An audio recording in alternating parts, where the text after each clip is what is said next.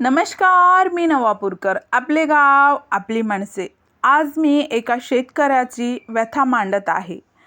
जगाचा पोशिंदा शेतात राबून पशु पक्षी मनुष्यजीवाची भूक भागवतो. कवडी मोल भाव त्याच्या मालाला, तरीही घाम गाळून धान्य उगवतो.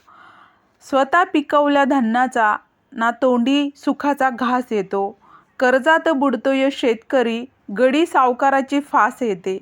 शेतकऱ्यांचा वाली तरी कोण असणार बरे? मी एका शेतकऱ्याची मुलगी आहे. शेती काय असते हे चांगलेच माहिती आहे. आम्ही शेतकरी या जगाचा पोशिंदा असतो. आम्ही आमच्या जीवावर शेती करत असतो. पण निसर्गराजाने जरा जास्तच नाराज झालेला दिसत आहे. आमचा तोंडाशी आलेला घास हिरावून घेतला आहे. आम्ही आमची व्यथा कोणाला आणि कसे सांगावे, कारण आम्हा शेतकऱ्यांचा वाली तरी कोण असणार बरे? सरकार सांगते शेतकऱ्यांना कर्जमाफी कशासाठी हवी, त्यांनी स्वतःचं स्वतः बघावे. आदरणीय मुख्यमंत्री साहेब, तुम्हाला नम्र विनंती करते की बळीराजाचा सन्मान करावा.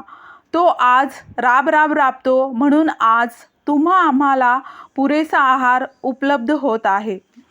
जर शेतकऱ्यांनी आपली पिके, कडधान्य, भाजीपाला विकलाच नाही तर काय होणार, याचा विचार जरा गांभीर्याने करावा, ही एक नम्र विनंती. आणि माझ्या शेतकरी बापाला, बांधवाला, या संपूर्ण शेतकरी राज्याला कर्जमाफी द्यावी, ही नम्र विनंती करते.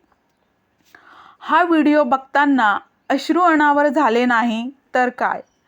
प्रत्येक शेतकऱ्याची व्यथा या व्हिडिओत दिसत आहे. बघा नीट, उघडा डोळे. SK news Navapur. नमस्कार.